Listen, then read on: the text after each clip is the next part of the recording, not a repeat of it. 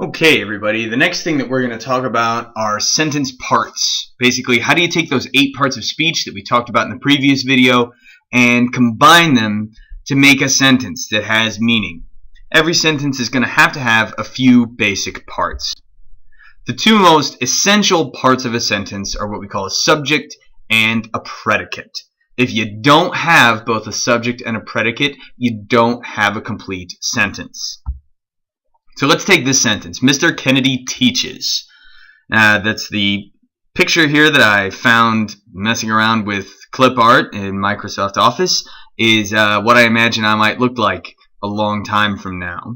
So that's a picture of Mr. Kennedy teaching in the distant future, probably teaching, some robot people or something.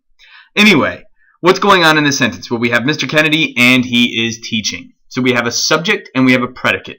The subject is who or what the sentence is about, and the predicate is what the sentence is telling us about that who or what.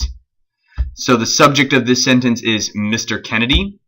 The predicate of this sentence is teaches. So who's it about? It's about Mr. Kennedy. What's it saying about him? He teaches. We could just as easily say, Washington, D.C. is hot, right? The subject is Washington, D.C. The predicate is hot. That's what we're learning about the subject. Next, let's talk about what we call direct and indirect objects. So you have to have a subject and predicate to make a complete sentence. Everything else is extra, is bonus material in the sentence. So let's take this longer, more complicated sentence than that one we were just looking at. Mr. Kennedy teaches the students English. I use this sentence because it has examples of both direct and indirect objects. A direct object is pretty common in a sentence. A direct object describes the person or thing that is receiving the action. So in this sentence, the direct object is English. Direct objects answer the question, what? So the predicate is teaches. Teaches what? Teaches English. I ate pizza. Right? I is the subject, ate is the predicate, ate what? Ate pizza. So it's a direct object. Indirect objects are trickier and they come up fairly rarely. Indirect objects describe something that is kind of receiving the direct object. They answer the question, to whom?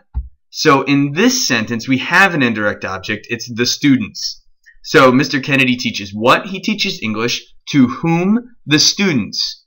You only get indirect objects in sentences that involve predicates where someone is like giving something to someone else, or teaching, or explaining, where you can have someone who's receiving the direct object. So in this picture, the stormtrooper gives a present to another stormtrooper. So if we wanted to say that as a sentence with a direct and indirect object, we would say, the stormtrooper gave the other stormtrooper a present. Okay, so direct and indirect objects only come up in sentences with action verbs. As I said, a direct object is what's receiving the action. So if there's no action taking place, you can't have a direct object. In sentences with linking verbs, we can have what we call predicate nominatives or predicate adjectives.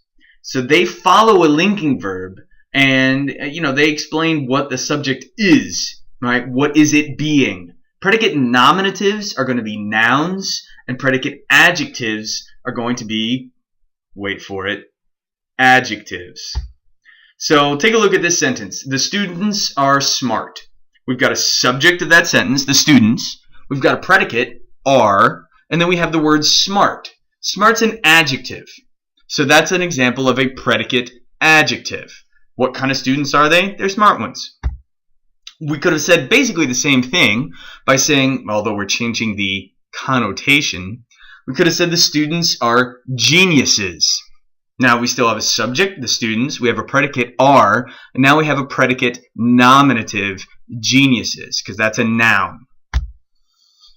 So there you go, now with underlining. And here's a picture of CNN's Wolf Blitzer not being a genius, unlike the students who learned about grammar in this presentation. Because this part's pretty simple. Subject, predicate, direct and indirect object, predicate nominative, predicate adjective. If you've got that, then you've got sentence parts.